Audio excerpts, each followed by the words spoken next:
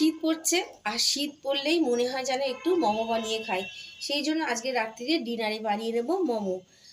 আর সেই কারণে এখানে করে রেখেছি বাঁধাকপি, গাজর, আদা কুচি, লঙ্কা কুচি, রসুন, পেঁয়াজ, তার সাথে অবশ্যই চিকেনের কিমা।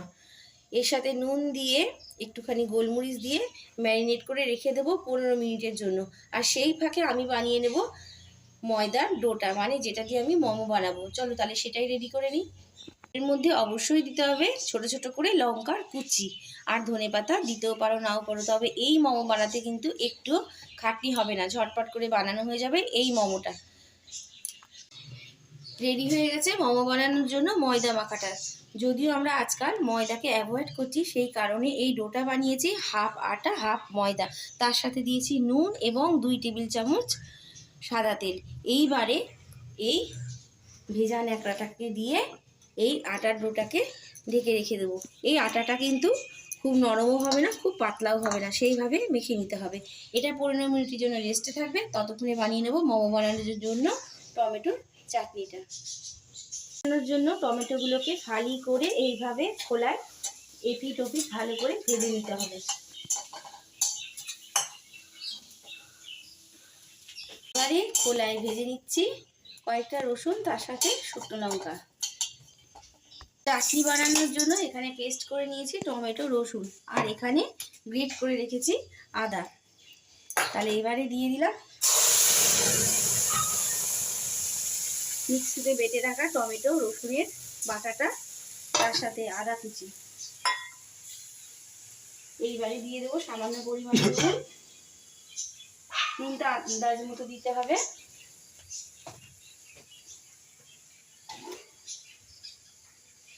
আর দেব একটুখানি গোলমরিচের গুঁড়ো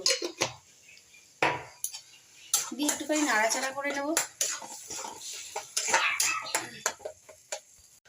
যেহেতু এটা টক ঝাল, তাই একটু মিষ্টির স্বাদ আনার জন্য এখানে দিয়ে দেব অল্প পরিমাণে চিনি।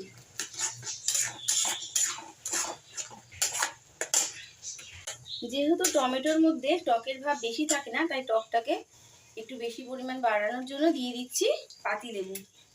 আর যারা আরও বেশি পরিমাণ টক খেতে চাও, তারা একটুখানি তেঁতুল গোলা জল দিয়ে দেবে। আমাদের পরিবারে একটু টক খেতে ভালোবাসে, তাই আমি একটুখানি দিয়ে নেব আগে থেকে ভিজিয়ে রাখা তেঁতুল। এই তেঁতুলগুলোকে ভালো করে ছেঁকে নেব, তারপর এই জলটা এর মধ্যে ঢেলে দেবো।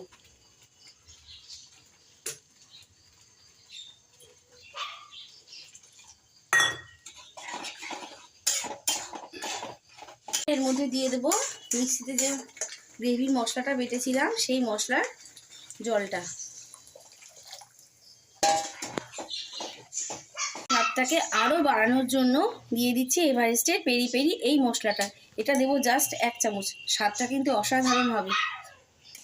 মধ্যে এইটুকু নিয়ে মিশিয়ে দেবো এই মশলাটা।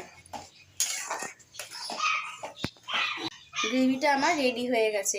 এটা যার যার ইচ্ছা মতো যেরকম পাতলা ঘন সেটা করে নিতে হবে। পরে কড়াইয়ে অল্প পরিমাণে তেল দিয়ে তেলটা গরম হয়ে গেছে। আগে থেকে করে রাখা যেটা ম্যারিনেট করে রেখেছিলাম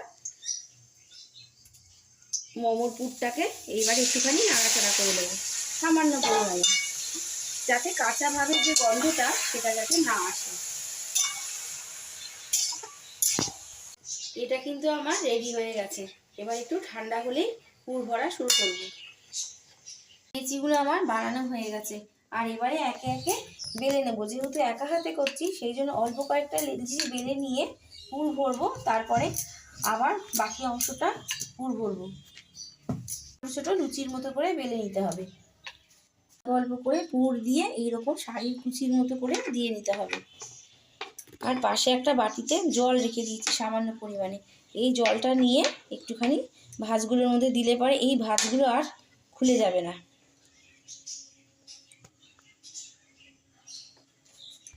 করার সময় বলেইছিলাম যে আজকে ঝটপট টেনশন ফ্রি মোমো বানাবো।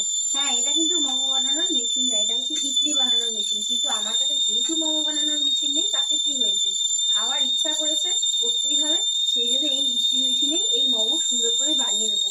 দেখো সিটি দিচ্ছে, কিন্তু হয়ে এসছে, এখনই কিন্তু এটা খুলবো। কিন্তু হয়ে হয়ে গেছে, রেডি ভাপানো। এবার এর থেকে তুলে নেব। ফটফট অল্প সময়ে করা টেনশন ফ্রি চিকেন মোমো, রাত্রিরের ডিনার।